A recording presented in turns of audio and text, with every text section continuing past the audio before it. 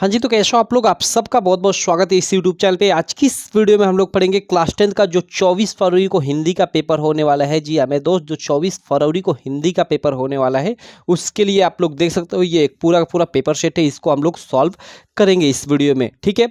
चलो आपका time waste ना करते हुए मैं इस वीडियो को शुरू करता हूँ। बाकी कहूँगा, चैनल को आप अभी तक सब्सक्राइब नहीं किए हो तो चैनल को सब्सक्राइब कर लो केवल 1 महीने के लिए। और 1 महीने में मैं श्योरिटी देता हूँ, हिंदी में तो आपका मैं 70 में 70 दिलाकर ही रहूँगा, ठीक है? आपका जो 24 फरवरी को पेपर होने वाला है, मात्र इस 7 से 8 दिनों के अंदर, और इस 1 महीने के अंदर आपका पूरा का पूरा पेपर मैं आपको एग्जाम में जो है फंसाने वाला हूँ। तो चलो शुरू करते हैं। सबसे पहले ये आपका समय 3 घंटे 15 मिनट का मिलेगा। आप जानते ही हो 70 मार्क का आप लोग का पेपर होगा और 30 मार्क का स्कूल लेवल पे प्रैक्टिकल का एग्जाम होगा। वो तो सब लोग जानते हो, आपका हो भी गया होगा।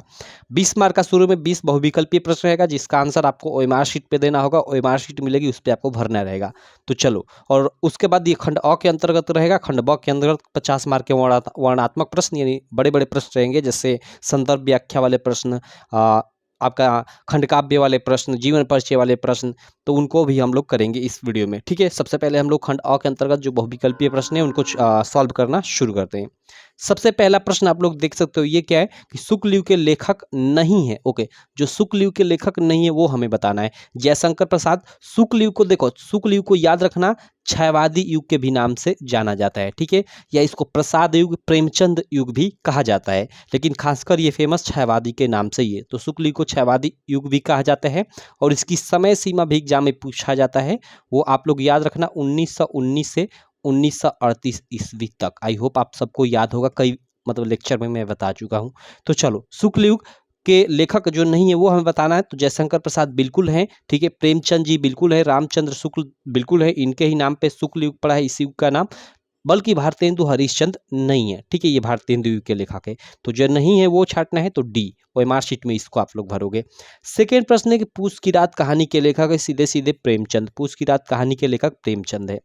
उसके बाद प्रश्न संख्या थर्ड है कि सिंदूर की होली के नाटककार है। ओके, सिंदूर की होली एक नाटक विधा पे आधारित रचना है, और जिसके नाटककार लक्ष्मी नारायण मिश्र हैं। सी वाला बिल्कुल राइट ऑप्शन हो जाएगा, ये सब गलत हो जाएंगे। बाकी यहाँ देखो, राम कुमार वर्मा का नाम आया, इनकी एक एकांकी है, मुझे ये मतलब अभी दिमाग में चढ़ गया, आ गया, तो आप लोग याद रखना, एकांकी, ठीक है? काफी फेमस इनकी एक एकांकी है, दीपदान, ठीक है? दीपदान, तो आप लोग याद रखना, एग्जाम में पूछा जाता है। इधर मैं आ जाता हूँ इस बगल, 1 मिनट, ठीक है? चलो, इस बगल आ गया, और यहाँ पे अगला प्रश्न देख लेते हैं भाई। अगला प्रश्न क्या है, यहाँ पे आप लोग देख सकते हो, रूस में 25 मास। रूस में 25 मास यात्रावृत्त के लेखक है। यात्रावृत्त एक प्रसिद्ध यात्रा साहित्य के लेखक है राहुल संकीर्त्यायन, और उनकी ही रचना है रूस में 25 मास। तो डी वाला बिल्कुल राइट ऑप्शन हो जाएगा। प्रश्न संख्या 5 है कि माटी हो गई सोना संस्मरण के लेखक है। माटी हो गई सोना संस्मरण के लेखक कन्हैयालाल मिश्र प्रभाकर है। ये वाला ही बिल्कुल राइट ऑप्शन हो जाएगा, बाकी ये गलत हो जाएंगे, ठीक है मेरे भाई? चलो, और रीतिकाल को अलंकृत काल किस विद्वान ने कहा? तो ये मिश्र बंधुओं ने कहा था। आपका बी वाला बिल्कुल राइट ऑप्शन हो जाएगा। प्रश्न संख्या 7 है कि निम्नलिखित में से कौन सी कृति रीतिकालीन कवि देव की नहीं है? जो देव की नहीं है वो हमें बताना है, ठीक है? तो कवि प्रिया, भाव विलास, भवानी विलास, रस विलास, तो ये तीनों नहीं है, ठीक है? कवि प्रिया जो मतलब ये है, ये केशव दास जी की है। क्या कह रहा है, निम्नलिखित में से कौन सी कृति रीतिकालीन कवि देव की नहीं है? तो ये नहीं है, ठीक है? मतलब ये है, निम्नलिखित में से कौन सी रीतिकालीन कवि देव की नहीं है? तो ऑप्शन के अनुसार ये गलत हो जाएगा, ये आपका सही हो जाएगा। क्यों? क्योंकि ये देव की नहीं है और ये बाकी सब है। क्लियर है? तो ये भी देव जी की रचना है, ये भी है, ठीक है? ये भी है, और ये केशव दास जी की है। तो जो नहीं है वो छांटना है, तो ये नहीं है। तो ये तीनों आपके गलत हो जाएंगे, ये सही हो जाएगा। तो एमआर शीट में आप लोग ए वाला भरोगे। क्लियर? चलो, प्रश्न संख्या 8 है कि भारतेंदु की विशेषता यानी प्रवृत्ति नहीं है। जो नहीं है वो छांटना है। तो राष्ट्रीयता की भावना बिल्कुल है विशेषता। सामाजिक चेतना का विकास ये भी है। अंग्रेजी शिक्षा का विरोध ये भी विशेषता है। काव्य भाषा के रूप में खड़ी बोली का प्रयोग, देखो काव्य भाषा का प्रयोग किया जाता था, तो ये नहीं है। तो ऑप्शन जो नहीं है वो, तो ये नहीं है, तो डी वाला सही हो जाएगा। और मार्कशीट में डी वाला भरोगे। प्रश्न संख्या 9 है कि 1943 ईस्वी में प्रकाशित तारसप्तक का संपादन, भाई जितने भी तारसप्तक हुए इनके प्रकाशन सच्चिदानंद हीरानंद वात्स्यायन एक अज्ञेय ने किया, और 1943 में जो प्रकाशित हुआ वो पहला था।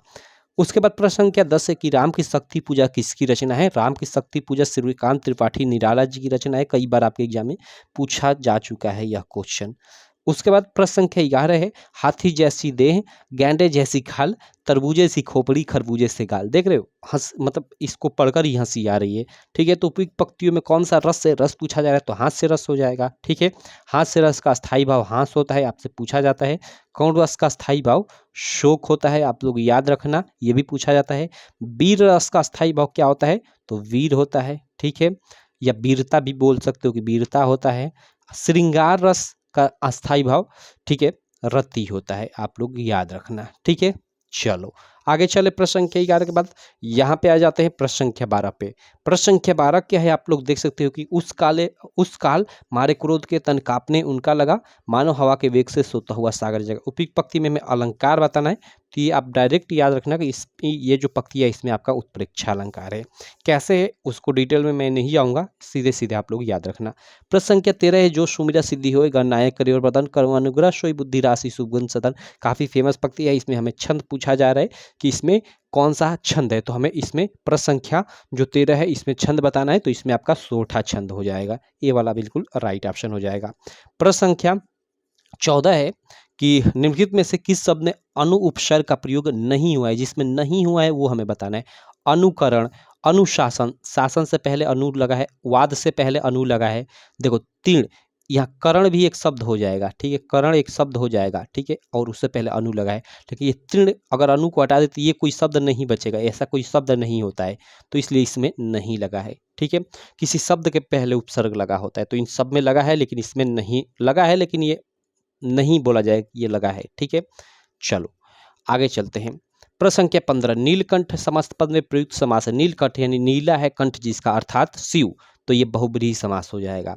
उसके बाद 15 के बाद 16 नंबर है कि बादल का पर्यायवाची शब्द नहीं है, जो नहीं है वो हमें छांटना है। नीरद, ठीक है, अम्बुद, जलद या फिर जलज। देखो जलज किसका होता है भाई, जलज तो हम लोग का कमल होता है। ठीक है, ठीक है, उसके बाद नीरद, अम्बुद, जलद, ये तो हम लोग का बादल का हो जाएगा, तो बादल का पर्यायवाची शब्द नहीं है, तो जो नहीं है वो छाटना है, तो डी वाला नहीं है। ठीक है, प्रश्न संख्या 16 के बाद प्रश्न संख्या 17 आप स्क्रीन पे देख सकते हो। यह क्या है कि युष्मद, युष्मद यानी वही तुम, सर्वनाम शब्द का तृतीय एकवचन रूप हमें बताना है, तो ये क्या होगा, युवाम त्वया त्वत तुभ्यम। तो देखो ये याद होगा तो आपको ऐसे ही पता चल जाएगा, अगर नहीं याद होगा तो मतलब आपको पता नहीं चलेगा, तो आप इसको याद करना पड़ेगा, ये तो सीधे याद करने वाली चीज़ है। प्रश्न संख्या 18 है, आंधी आई और हम घर भागने लगे। रचना के आधार पर इस वाक्य का हमें प्रकार बताना है। देखो आंधी आई और हम घर भागने लगे, देखो हम घर भागने लगे, आंधी आई, हम घर भागने लगे, दो सरल वाक्य हैं और समुच्चय बोधक अव्यय द्वारा जुड़े हुए। ये जो वाक्य का स्वरूप है ना आपका, ठीक है, वाक्य का स्वरूप, ये नया व्याकरण का टॉपिक है, पिछले साल जुड़ा था, उसी से ये क्वेश्चन है।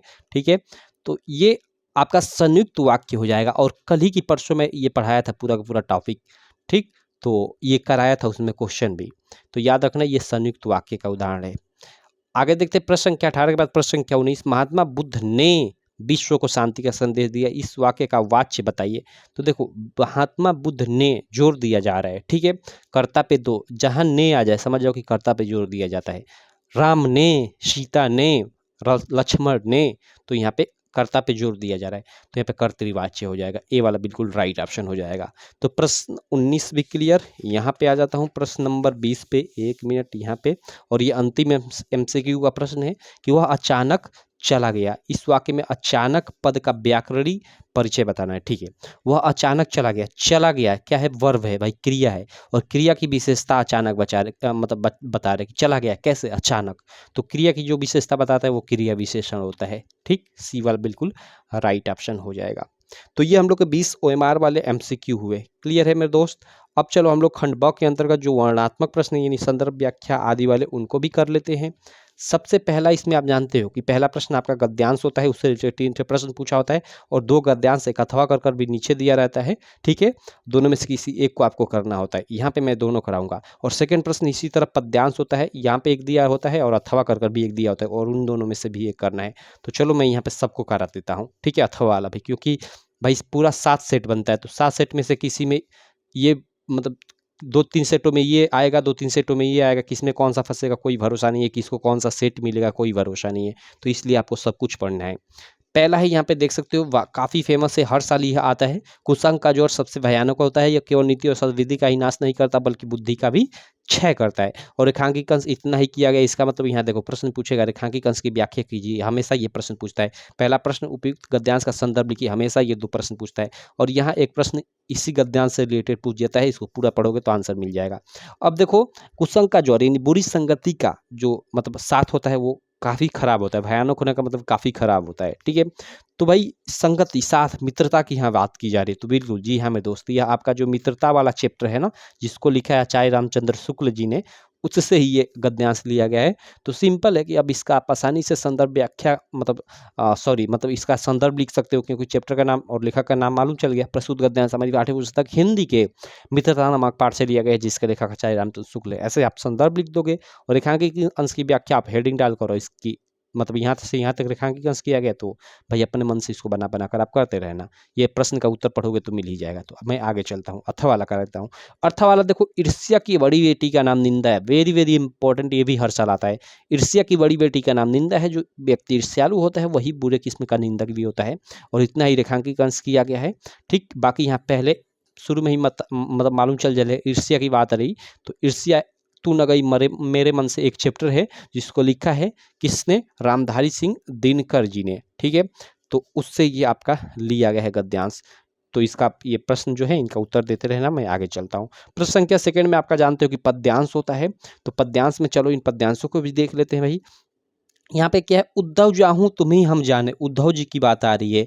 यहीं से आप पहचान गए होगे भाई, उद्धव जी किसमें आते हैं भाई, सूरदास जी का जो पद वाला चैप्टर है उसमें आते हैं। तो ये आपका पहली पंक्ति से पहचान जाओगे, ये जो पद सूरदास जी द्वारा आपका लिखा गया है, ठीक है, उससे ये पंक्तियां ली गई है।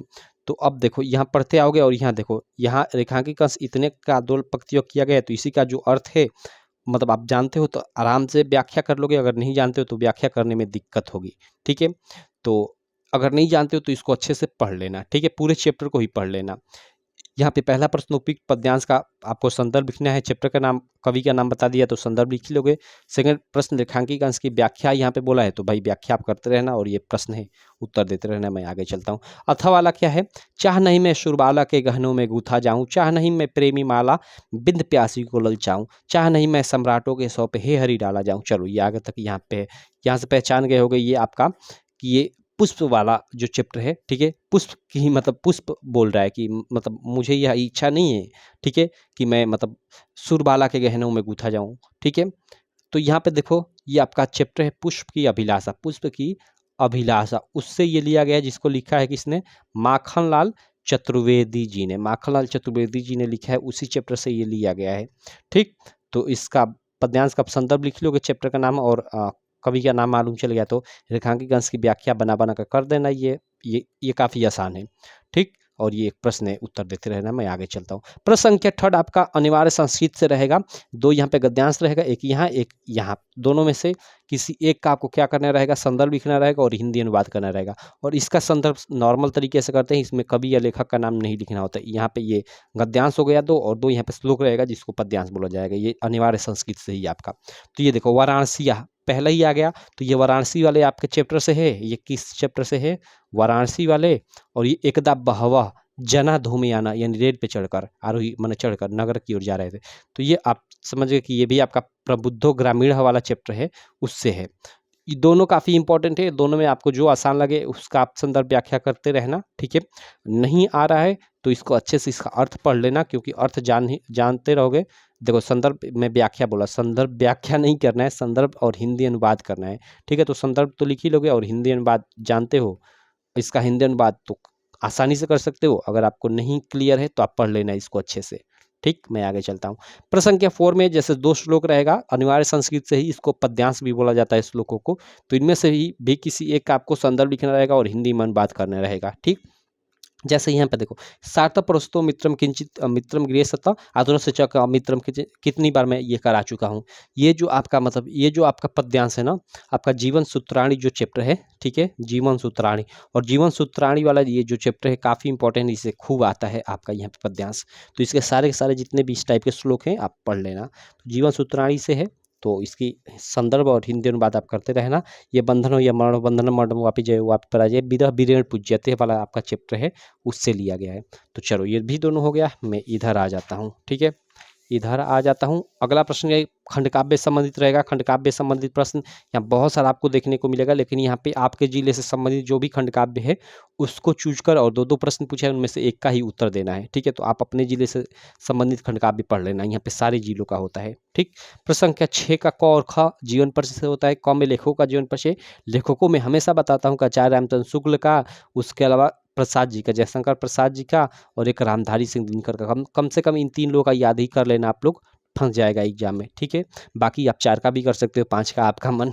और कवियों में आप हमेशा यहाँ पे कवि मतलब सूरदास जी का, तुलसीदास जी का, और महादेवी वर्मा का, और एक किसी और का, कम से कम 4 लोग का आपको याद कर लेना है, कम से कम तो 4 का याद ही करना है, और अच्छे से मतलब जीवन परिचय संक्षिप्त परिचय बनाकर अच्छे से लिखना है।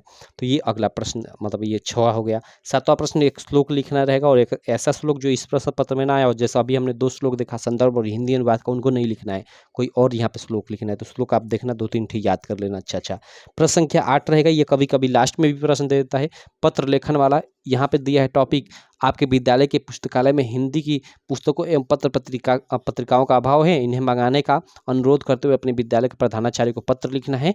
अथवा आपको 2 यहाँ पे दिया रहेगा, ऊपर वाले पे लिखो या नीचे वाले पे लिखो। अखिल भारतीय वाद विवाद प्रतियोगिता में प्रथम पुरस्कार विजेता मित्र को बधाई पत्र देते हुए एक पत्र लिखना है।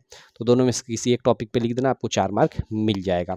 उसके बाद यहाँ पे देखो, ये संस्कृत वाला प्रश्न है, ठीक है, ये 4 थे प्रश्न रहेगा आपको, तो 4 में से किन्हीं 2 का ही उत्तर यहाँ पे देना रहेगा, ठीक है। चंद्रशेखर का आसित कह के जगह लिख दो भाई, कि मतलब एक क्रांतिकारी था भाई चंद्रशेखर, ठीक है, चंद्रशेखर एक क्रांतिकारी आसित ऐसे लिख दो, या देशभक्त आसित ऐसे लिख दो। बीरा केन पूजे थे, बीरा बीरेन पूजे, केन के जगह बीरेन कर दो। वाराणसी नगरी कस्याकुल नद्याकुल स्थित गंगाया, कस्या की जगह गंगाया कर दो।